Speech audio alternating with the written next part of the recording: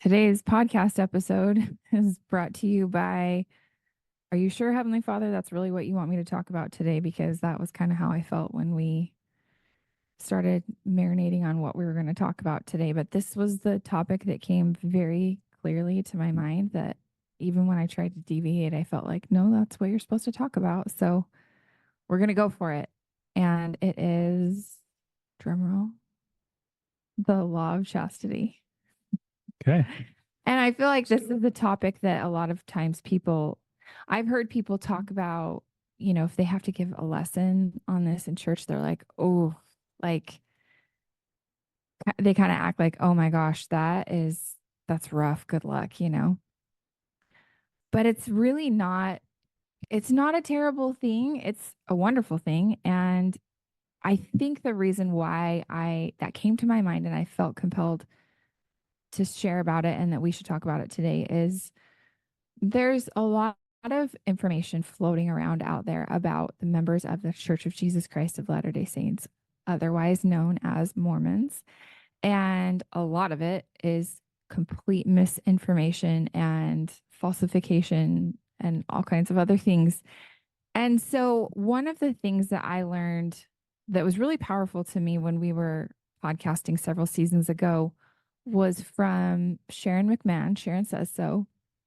It was right after The Real Housewives of Salt Lake City came out. And we did a whole podcast episode. And then after we stopped recording, and I was like, hey, Sharon, can I just ask you something personally? And she was like, sure.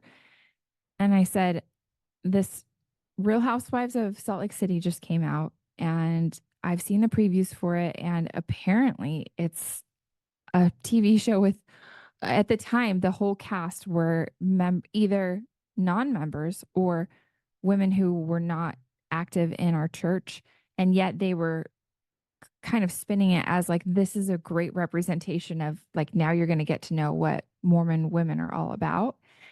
And I said, I can already just see, even from the previews, that there's all this, misinformation or misrepresentation going on. And I was like, how do I combat that? And she said, well, instead of saying, well, that's not true, this isn't true, she said, just tell the truth, just share the truth.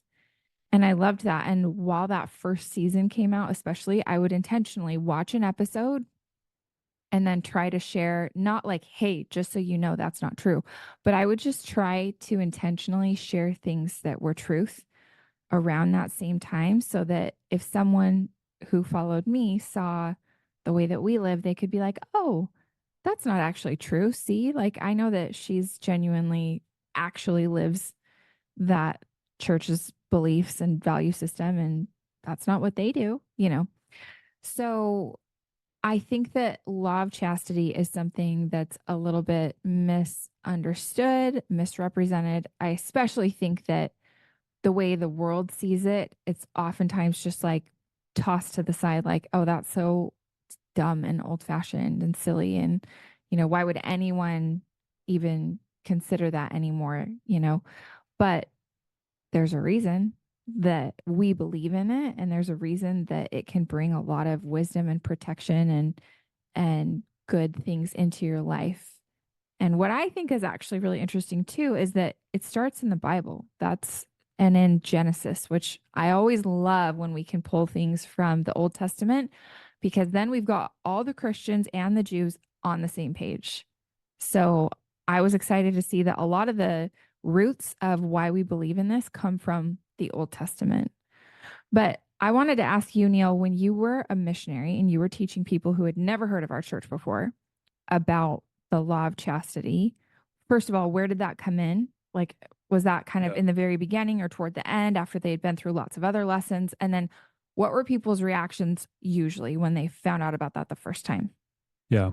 Well, I think back when I was a missionary, we had like they call them like the six discussions, or they're kind of like six lessons that you would meet with people and sequentially work through. I So didn't it know there were was, six. yeah. And so I think the law of chastity was in discussion, the fourth Okay. discussion, and it was combined with like the plan of salvation, kind of like where we were before we were born, why we're here, why we're, what the plan is after this life. Oh, that's cool And that then it it's kind of ties it into like, this is why the law of chastity is important, because okay. it has to do with bringing life into the world, and then also just spiritually how that impacts us. So So I'm going to test you. You haven't done this in a sure. while, but give us the brief overview. Let's pretend that I have never heard of the Church of Jesus Christ before, and you're teaching me just in a nutshell. What is that? What does that look like for people who believe in what we believe in? From the discussions, Yeah, well, no, just it doesn't have it's to been be a straight while. from there, but It's been a good 20 years. great. But what's the overview? I know you know this well enough to teach Of me. the law of chastity or of, I want to hear how you guys taught it inside of that oh, okay, realm of plan of the plan salvation. of That's cool. salvation. So I'm going to try and just really simplify this. So basically, we lived before we were born with God. He wanted to have us come to earth to have experiences, to learn and grow, to become more like him. And it's through Jesus Christ, who he sent, his only begotten son, to be able to allow us to learn and grow and repent and change to become more like God. So we came to earth to, experience these challenges and have these growing opportunities. And as part of that, we have the opportunity to kind of co-create with God, Mm. as far as we can choose to bring life into the world by the means of sexual, intimacy. And because of how special and sacred that that is, that part of the plan is, God has given us laws to govern and control this particular power that we have been given, that He has given us, and it's the law of chastity. And so there's basically two pros to kind of why we have this power. It's to bring children into the world, Mhm. create an eternal family, and then to express love and connection with your eternal companion, with your spouse, with the person that you're married to, um, within marriage. Well, that's cool. I like hearing that within that context because I've never heard that before. That's not verbatim. I No, added a few things like it's in great. there, but tried to just very simply describe what it is. But people, what was interesting is that I never had somebody push back on me with Really? it. I never like I think that everyone we talk to, they're like, yeah, that makes sense. Like Mm. like that that it's almost like that truth resonated with Yes. them, and they kind of deep down knew, Yes. even if they weren't living it, even if they were like living in a alternative lifestyle. And I think deep down, I can't remember a time of somebody really pushing hard back on us on the law of chastity. Well, that's really cool. And I have been part of that before. I know that I briefly mentioned this in the episode where we talked about tithing, but I was part of a discussion where there were missionaries in our home teaching a Chinese sister about the law of tithing. And I started to just sweat. I like distinctly still remember stress sweating because I was like, this is the moment that she finds out that for the rest of her adult life, if she wants to be a member of this church, that she needs to commit 10% of her increase to giving it to God. And I was so nervous about it. And then it was just this really cool moment where I watched how the Spirit was the teacher, not the 19-year-old missionaries. The Spirit testified truth to her. And she was just like, okay, that makes sense that God wouldn't want me to be selfish and keep everything to myself, that He would ask me to give some of it to others in need. I was just like, this is amazing that it was not even like you're saying, there was no pushback, no hesitation. It just made sense. And when I think about the law of chastity, and I don't know if my dad actually taught me this or if it's just something that comes into my mind, but I think about traffic laws and I think about when you get behind a wheel and you've got your keys and you start driving and you've got to learn the laws of the land. You don't have to follow them.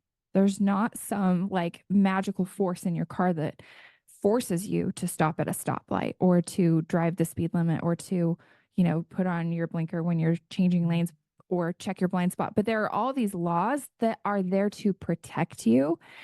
And when I think about the law of chastity and how that's a law to protect us, you think about there is so much power in being able to create a human life.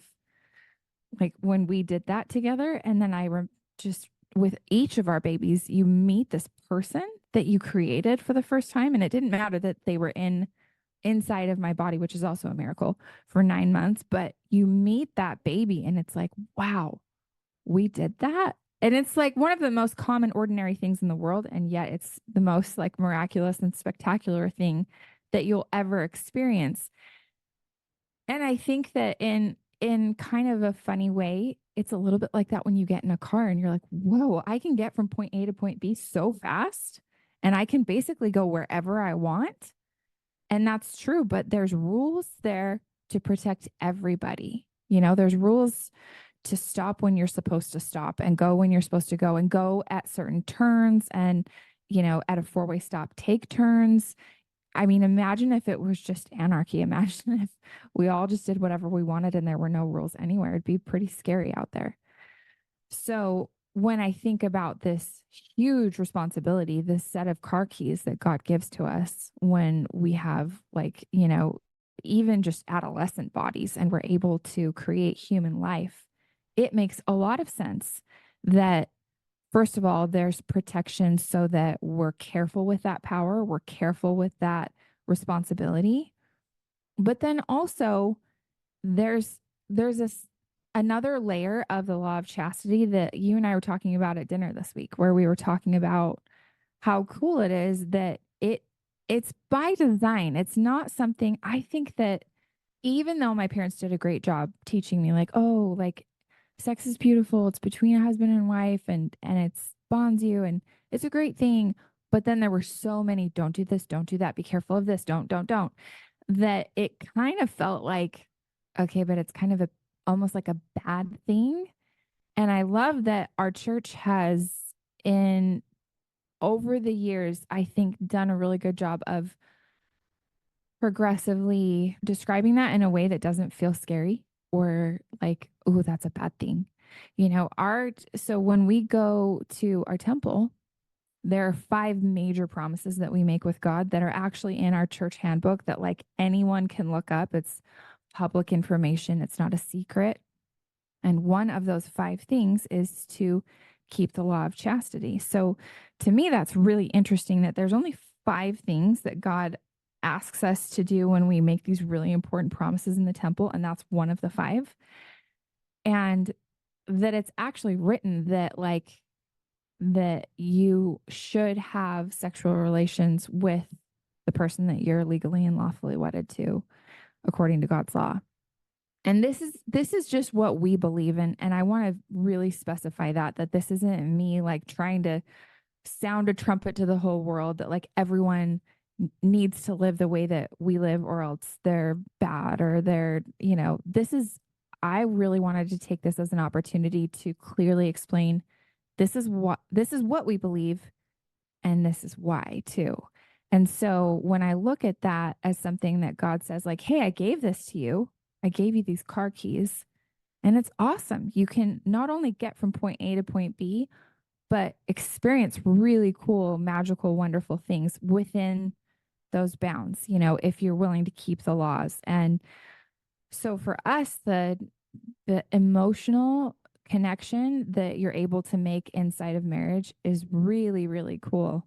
And also, if you're using that same emotional connection in casual relationships or outside of marriage, it just complicates things. It makes things really messy, and it makes breakups a lot easier if you haven't gone down a road physically that is beyond those bounds.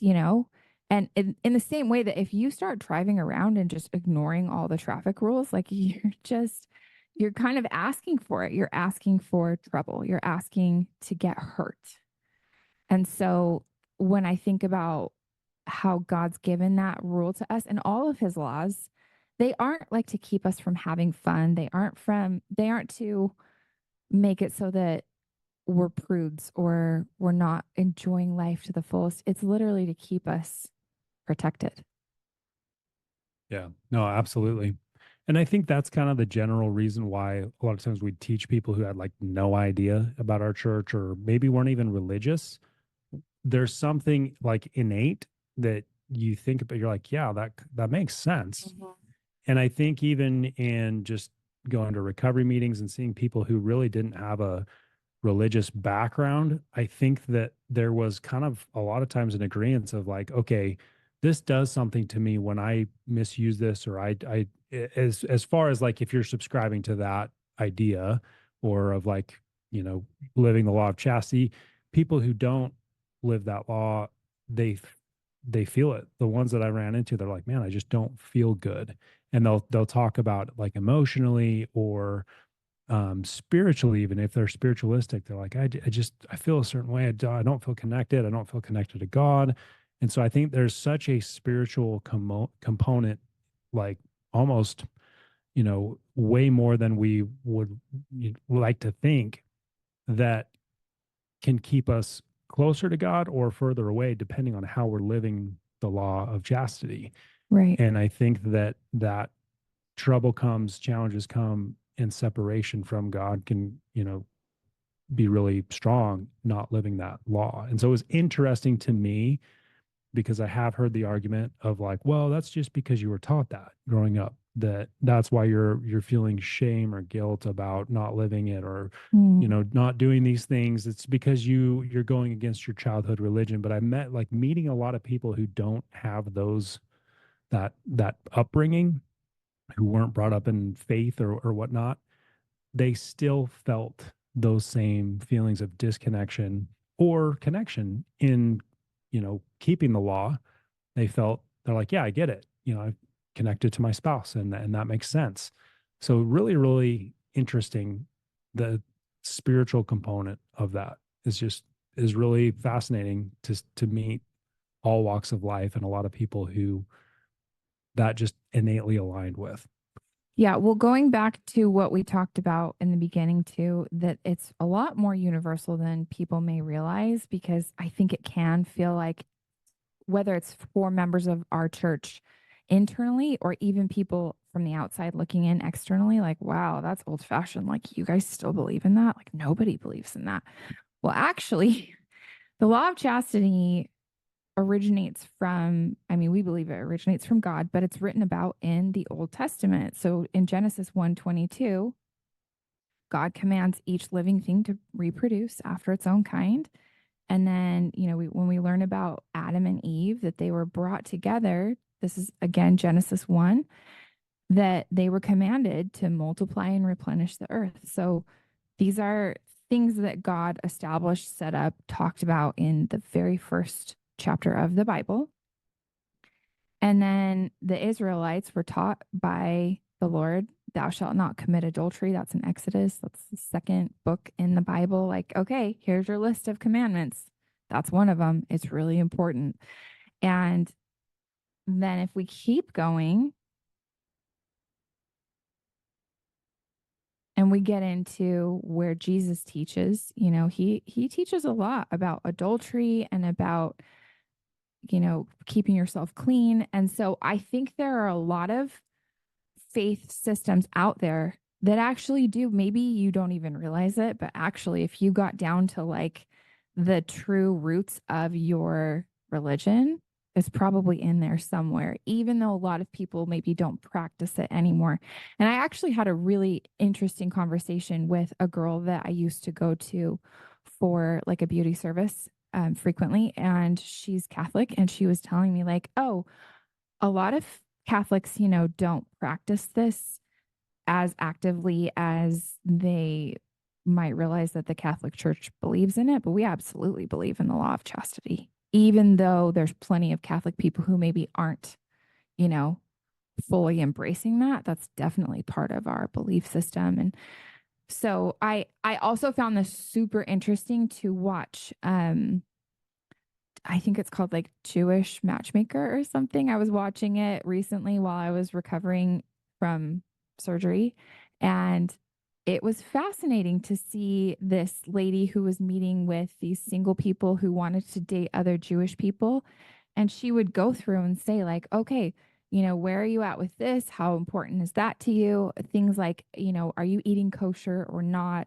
And where are you at with how strictly you observe the laws within the Jewish tradition, the Jewish faith tradition. And so even within that, that was one of the things that they talked about. So this isn't something that just only crazy members of our church believe in. There actually are a lot of people. And I remember actually, sorry, this is one more thing that we were on that Healing Waters trip years ago.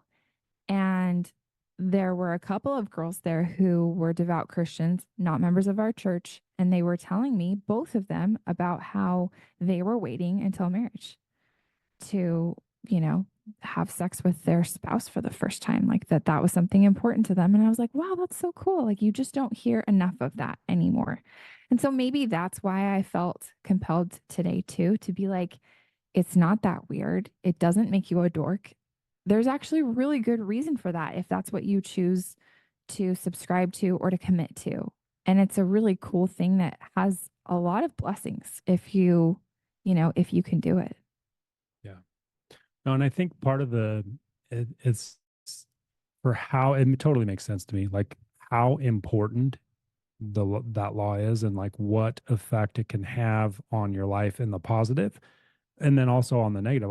Obviously there's a lot of challenges that I think, people can delve into, but I think that just bringing it about, even you bring up the topic of it and people get either uncomfortable or start like nervously joking about it or Mhm. just flat out joking about it Yep. or making kind of light of it. I'm like, no wonder that's kind of an adversarial trick is to just like, let's make it a joke. Like, let's diminish it. Let's make it seem not important or stupid or all of these different things because Or it dorky is or old fashioned. so unbelievably important. Right.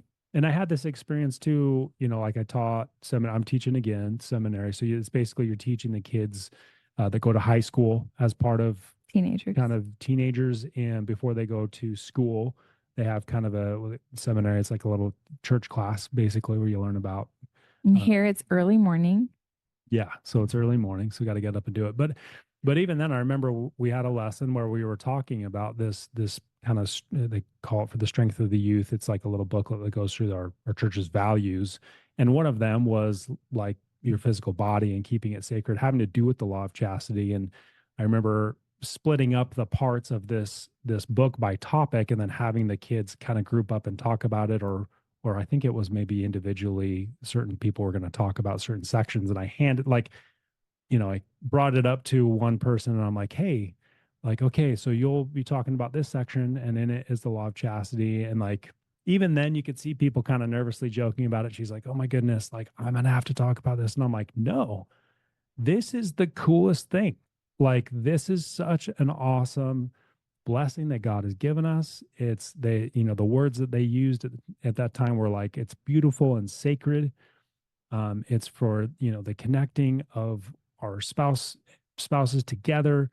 And it's such a good thing. And I think, it really must have had a profound impact because I later got an email from the parent of this person. They're like, hey, like this really changed like how my students saw this and they really felt positive about it and it really shifted. Or I think she made a comment about it. She's like, I really, had a positive experience in seeing it that way Yeah. instead of like shameful or joking or embarrassing, or which is all the things that if I was Satan, I'm like, that's what I would do is make it weird or embarrassing or shameful or a negative thing when it's such an important part of the entire process and plan of God. Yeah. It's a gift.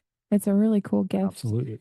And I think another thing that Satan has loved to do is to make it kind of like oh, this is for one party. This is really enjoyable for the husband and not the wife. And or this is like just a lot of stereotypes and a lot of confusion about why, like what role that plays. And I just think that there were so many years and years and years of like, you know, women, make sure you like, there were these weird books in the 60s that were like, make sure you have a cute outfit on, put your lipstick on before your husband comes home, make sure the dinner is done and your kids are cleaned up and they're all ready to say hi, dad, when he comes through the door. And like, obviously, we do not have that kind of a conventional setup. We have a very unconventional setup.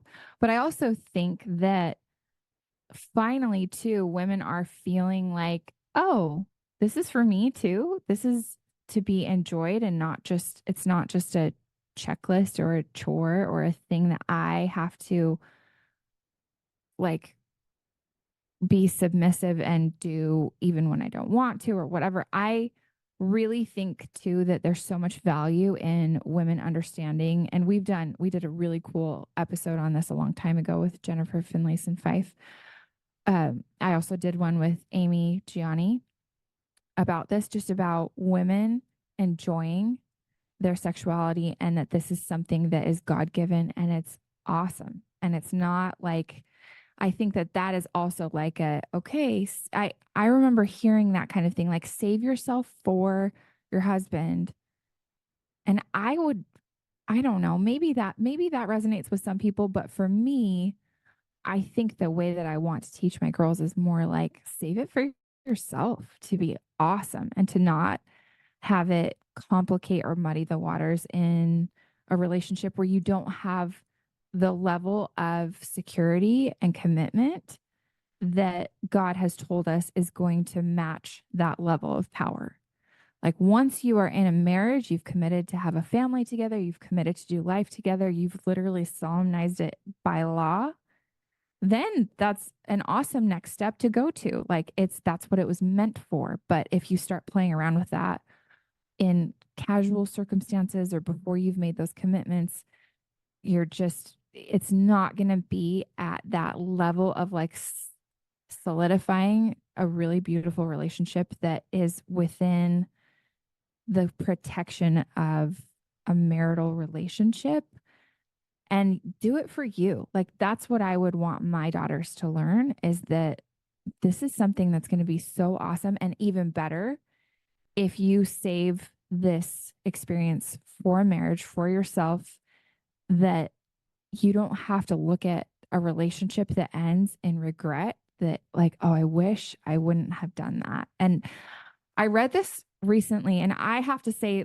this with a huge like what's the right word when you say a disclaimer that I haven't even watched this movie, but I thought this was a really interesting idea that I read somewhere in like a mom forum recently. She was saying that the way that she's taught her daughters, and this was someone who was not a member of our church, but she said the way that she's taught her daughters to save having sex until marriage was by showing them the movie Avatar.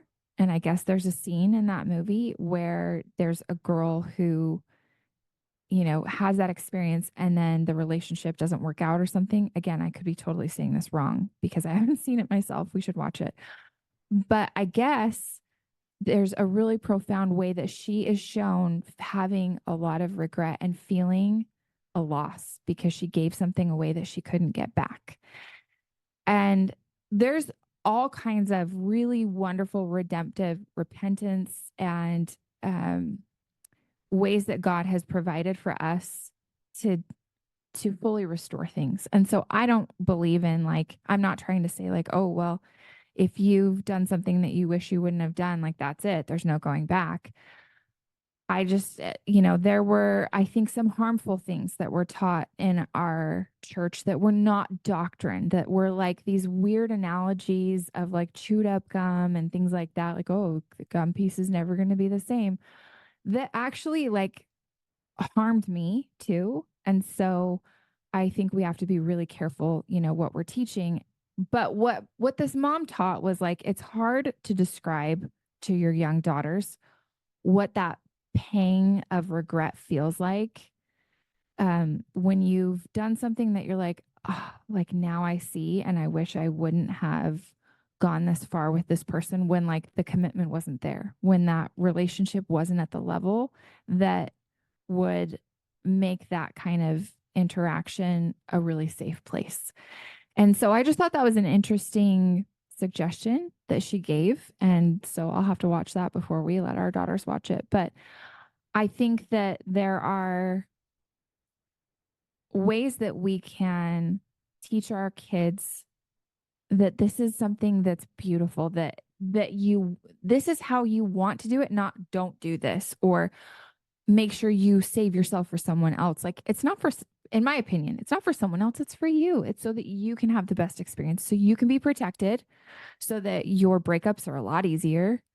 There's so many reasons why living this law that God set up, because God's laws are perfect, that living this law is going to help you, is going to be a blessing and a benefit to you. It's going to be the better way, because God's ways are always better than our ways, than our flawed human ways, and also our human appetites, and the way that Satan, takes a lot of truths and twists them just a little bit and makes it seem like, well, if two people love each other, then it's fine. Or, like you said, let's joke about something that's really sacred to make it not feel as uncomfortable. And then we totally strip away the sacred nature of what that's really intended for. So there's a lot of nuance to this, but do you have any other thoughts that you want to offer? Yeah. No, I think just in what you're saying, just the positives on it, Yeah. because so much of what you learn growing up, what I learned growing up, um, I mean, Raquel, I was educated in just all the ways you don't want to be educated and Like being what? around Notes? older boys and Yeah. brothers. And you just hear, it's just like, oh my goodness. It's so now I'm like, look, I want to teach my kids before some kids on the playground or older boys are teaching them for Mhm. me. And I'm like, they're going to teach you all the wrong stuff. Yeah. But even in the correct atmosphere, a lot of times there can be a feeling, or there was a feeling of like, this is dirty, this is shameful, this is Mhm. bad. Save it for somebody you love. You're like, wait, what? Like, so there's like a shame component about it or Yes. uncomfortability component about it. But I think I love the positive element about it. And a lot of the doctrine that I've read that our churches um, put out is basically that concept of like it's beautiful, it's sacred, it's for the connection of you, a man and a woman together, and being connected and connecting with your spouse, and that makes so much more sense now. Being an adult, I'm like, yeah, like how amazing and how that bonds us together and strengthens our relation. Strength it builds, it doesn't. Mhm. But if you in the inverse, if it's used the opposite way, it destroys, it takes away, it diminishes, it disconnects us from God, it disconnects us from our self-esteem and feeling about ourselves. But it goes both ways. When it's used correctly, it builds all of those things. And so coming from that standpoint and recognizing and just talking to a lot of people who have had issues resulting from the way that they learned or enacted sexuality, um, because of the shame and because of the that component of it, created a lot of problems, a lot of issues, a lot of addictions, a lot of compulsive sexual behaviors, a lot of things that are unwanted, just maybe at the core because of, I mean, there's a ton of different reasons, but a lot of times shame can be a powerful driver for a lot of things that you don't want. And so I Mhm. think focusing on the positives of like, this is what this is for, and this is why this is so amazing and awesome, and really driving that home for our kids, I hope that we can create that understanding for them. Yeah. I want to ask you a somewhat vulnerable Oh, question, but great. I think it would be really important to ask. Our podcast is very unscripted, by the way. So if Very, you can't tell. Neil's like, great, what's coming? He has no idea. How has it affected you in our marriage? In if we are looking at law of chastity as far as like pornography use versus being what you call sober, or not having pornography use, because you've had several years of it on and off, and then several years without it. Yeah. What has that looked like for you, the difference? That's actually a really good question. And it's for me, I don't know how it is for everybody else. I mean, I think it's kind of the same for a lot of people just talking to other recovering addicts, Mm-hmm. but it's two totally different things. Like pornography, anything in that whole realm, I'll just use the word pornography. Mm-hmm. Lust is really what it's going to come down to, is totally different than intimacy and connection in the way that you're supposed to do it.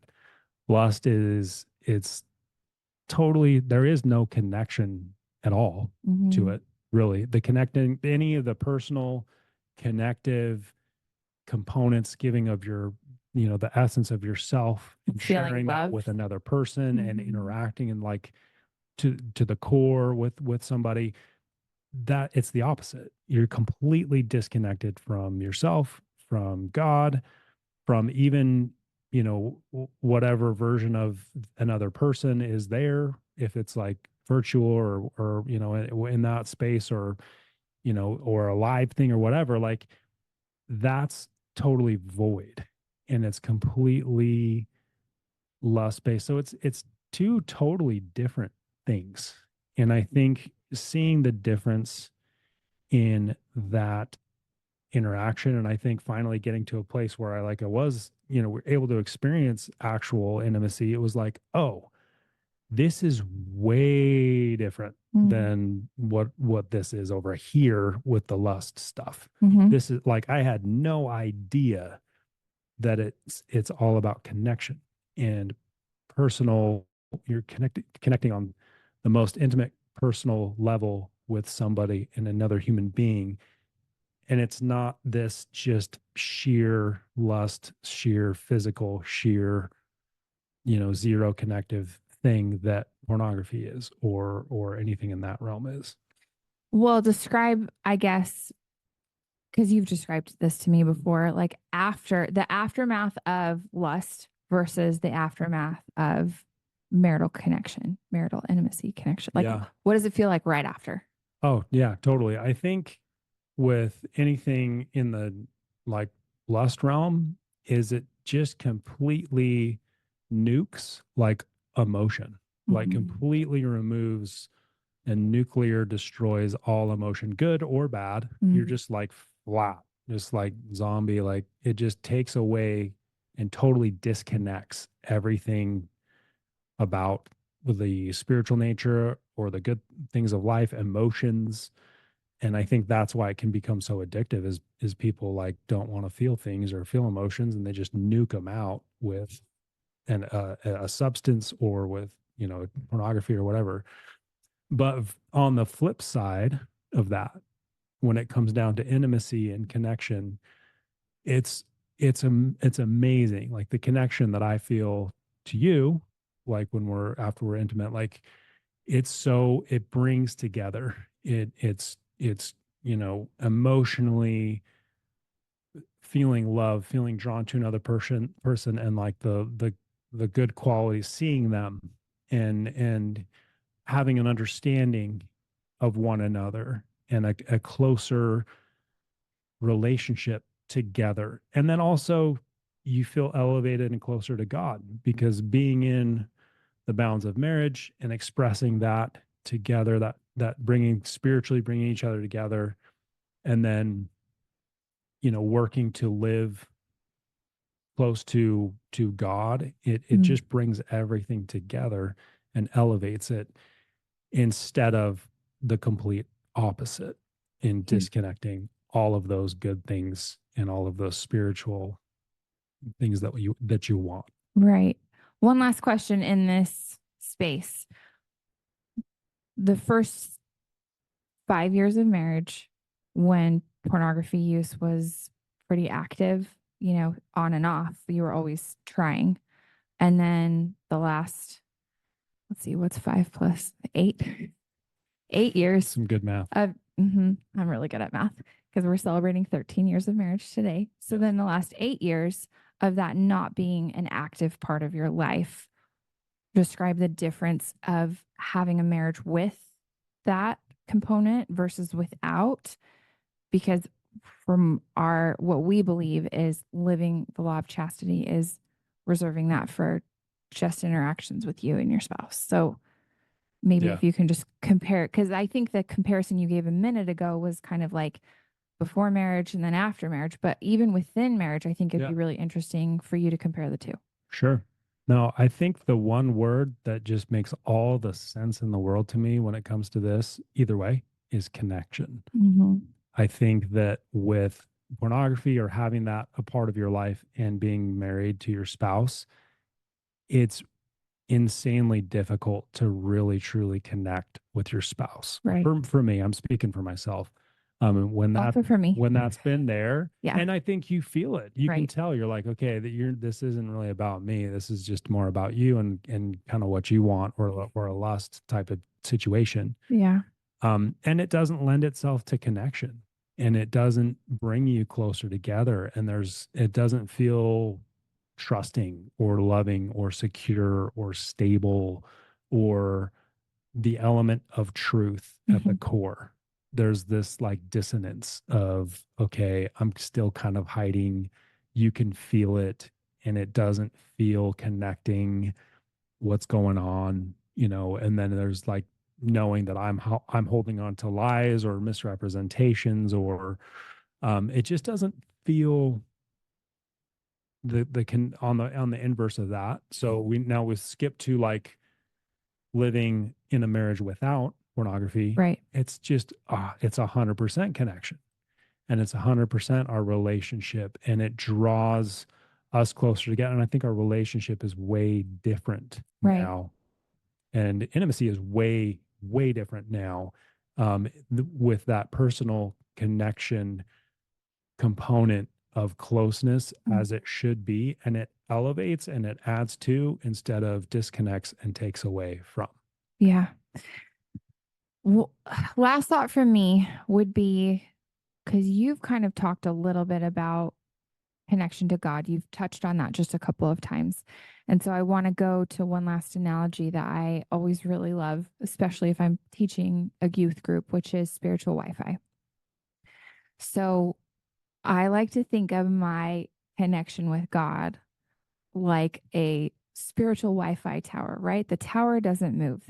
The strength of that Wi-Fi connection is totally solid. It's not moving, it's not changing. And that's kind of like our connection with God. The availability of God is always there.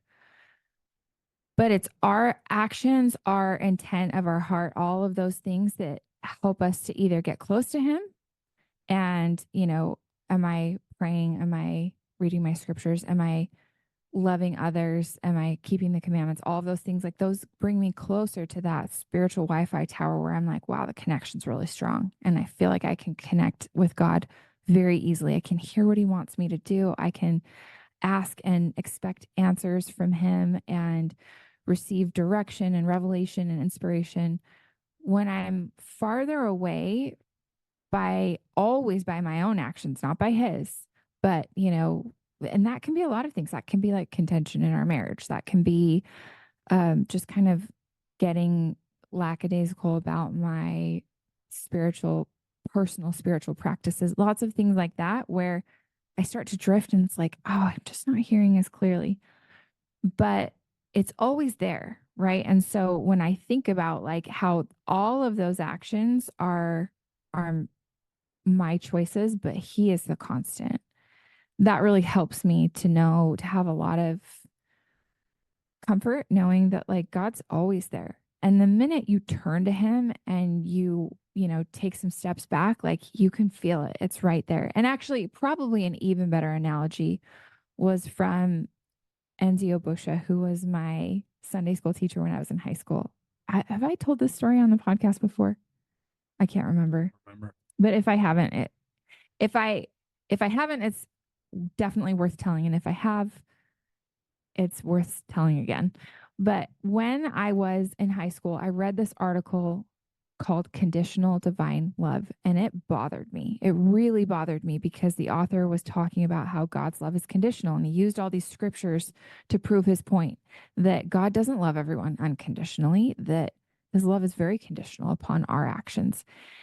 And Enzio Busha, who was such a remarkable man, he was actually like in Hitler's army, and he was a German, and then later on converted to our church and became like a general authority and wrote books on love and God's love, and he was kind of an expert on love. Like that was his central topic that he loved to teach about and testify of. And he would always say, if you have a question, Your question is way more important than anything that I've prepared for this Sunday school lesson. So bring your questions in. And he would always ask that at the very beginning. Does anyone have any questions? And so that week I brought the article with me and I said, I have a question. And I said, this really bothers me. And I think I read a quote from the article and I just said, help me, help make it make sense. Help me to understand what this means.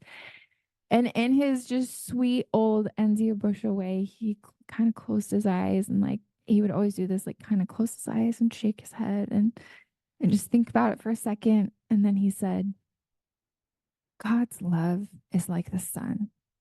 He said, it's always there. The sun is always there. It's constant. But we can move closer or farther away from the sun. And so sometimes we walk away from the sun and it gets a little bit colder and it doesn't feel as warm and we can't feel it as strongly as when we're standing right next to the sun.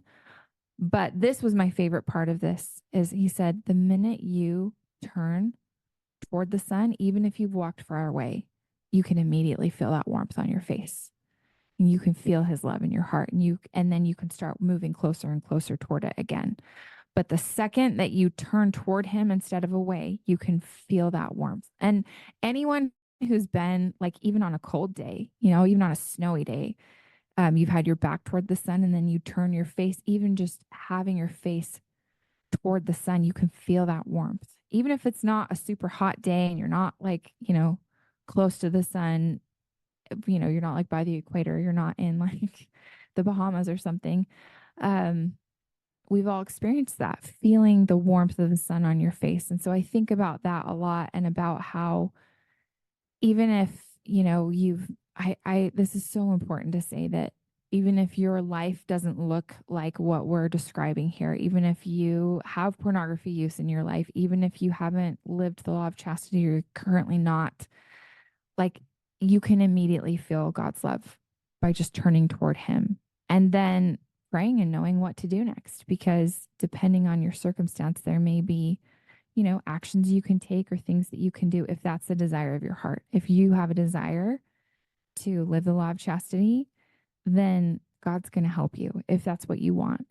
And if this is totally not for you and this is not what you believe in or subscribe to, I hope that it at least helped you to gain a really solid understanding of who we are and what we actually believe. And that if you're ever confused by things that you see in the media, that you'll know like, oh, I listened to a podcast from these people who actually live the, their religion of the Church of Jesus Christ of Latter-day Saints. And this is what they believe. They believe in the law of chastity. Thanks so much for listening to Mint Arrow Messages. We're so grateful that you spent time with us today. Make sure you go follow us at Corinne Stoko or at Mint Arrow Messages on Instagram. And then if you have a second and you love the show, I would love it so much if you'd leave a rating or a review on Apple Podcasts.